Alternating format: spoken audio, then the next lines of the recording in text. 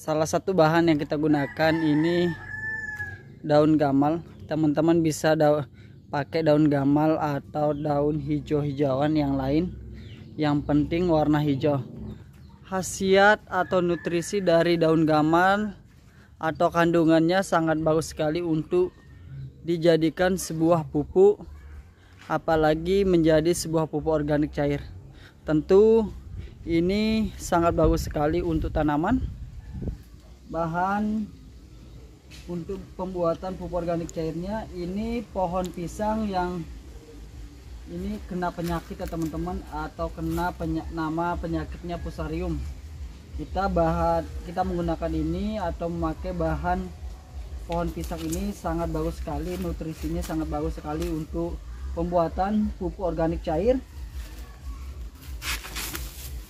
Kita akan meraciknya nanti dengan bahan-bahan lain yang dimana kandungannya sangat bagus sekali untuk semua jenis tanaman. Bahkan pupuk organik cair ini mampu menyaingi pupuk-pupuk pabrik ya seperti urea, NPK maupun sejenisnya. Sahabat petani tidak perlu beli pupuk lagi ketika tahu ilmu ini teman-teman, karena khasiatnya sangat ampuh sekali.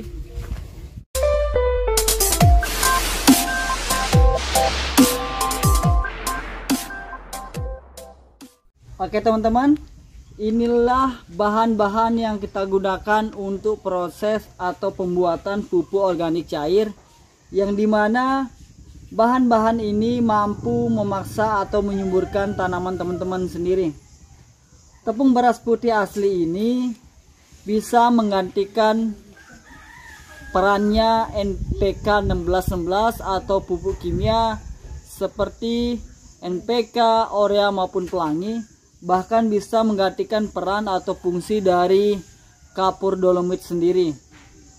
Nah, dengan menggunakan tepung beras putih ini, tanaman teman-teman nanti bisa mempercepat pertumbuhan salah satunya, dan juga bisa menyuburkan tanaman teman-teman sendiri.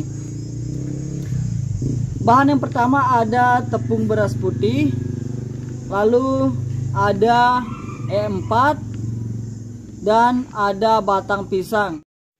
Bahan selanjutnya yang kita gunakan adalah daun gamal atau hijau-hijauan. Nah, 3 bahan sederhana itu nanti kita akan racik untuk pembuatan pupuk organik cair pengganti NPK atau pupuk kimia, yang hasilnya tidak kalah dengan hasil dari pupuk kimia sendiri. Oke teman-teman, tanpa lama-lama kita akan langsung saja untuk mulai proses peracikan. Kita akan lanjut untuk proses peracikan pupuk organik cairnya, yang dimana pupuk organik cair ini menggantikan pupuk kimia atau seperti pupuk urea, NPK maupun pupuk pelangi, bahkan menggantikan dari atau fungsi dari kapur dolomit itu sendiri. Pertama-tama batang pisangnya kita potong kecil-kecil.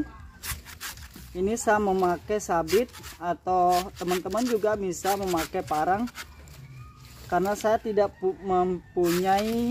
punya mesin pencacah rumput ataupun chopper.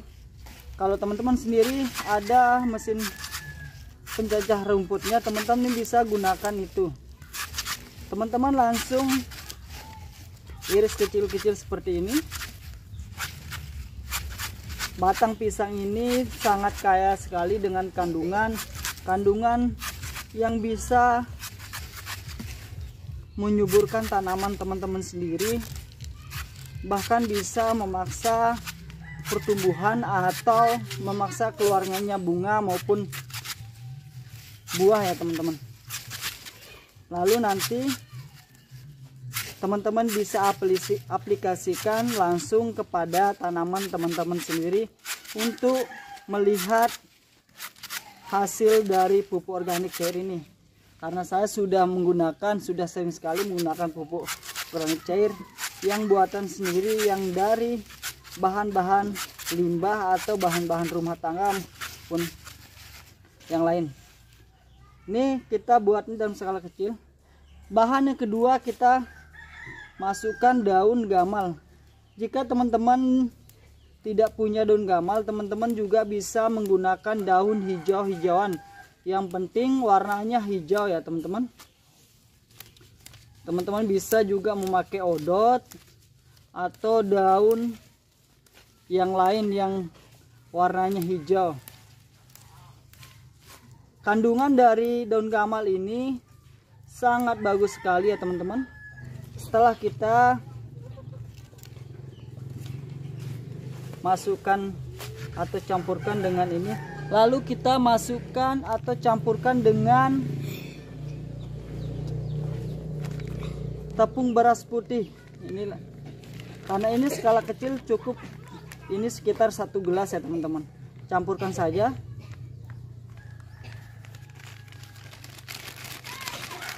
Setelah kita campurkan, kita aduk seperti ini. Kita campurkan.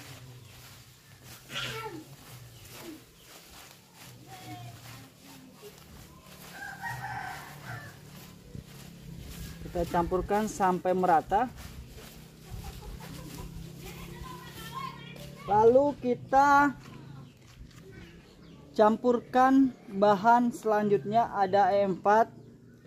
Yang ini E4 pertanian. Ini sangat ampuh sekali untuk tanaman. Ini memang dipergunakan untuk pembuatan pupuk organik cair karena bisa mempercepat penghancuran atau yang bahan-bahan kering atau bahan-bahan yang kita gunakan untuk pembuatan pupuk organik cair itu sendiri. Cukup 3 tutup karena ini skala kecil. Dituangkan seperti ini.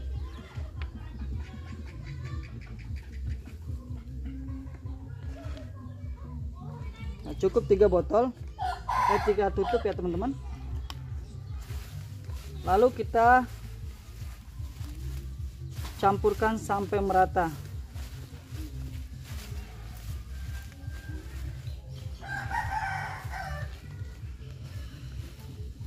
Langkah selanjutnya, kita masukkan ke dalam ember. Teman-teman siapkan ember untuk wadah fermentasi ya teman-teman. Sebelum kita gunakan, kita masukkan dulu ini bahan-bahan ini, karena ini skala kecil ya teman-teman. Kita cukup sekitar 1 kilo aja untuk pembuatannya.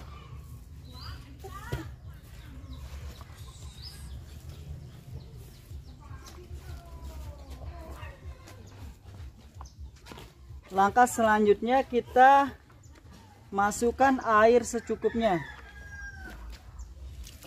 Kita masukkan air secukupnya. Jangan terlalu banyak. Cukup, teman-teman perkirakan sendiri, jangan terlalu banyak. Langkah selanjutnya, kita tambahkan 1 tutup E4. Cukup 1 tutup ya. Setelah kita masukkan, tinggal kita tutup untuk mulai proses fermentasi. Cara fermentasinya sangat gampang sekali, karena ini dalam skala kecil. Cukup kita diamkan minimal 5 hari atau minimal 5 sampai 7 hari.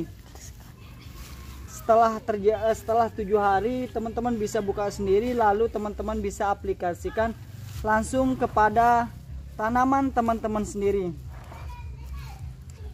Untuk cara penggunaan sangat gampang sekali, tinggal teman-teman, karena ini pupuk organik cair, teman-teman tinggal semprotkan kepada tanaman teman-teman sendiri.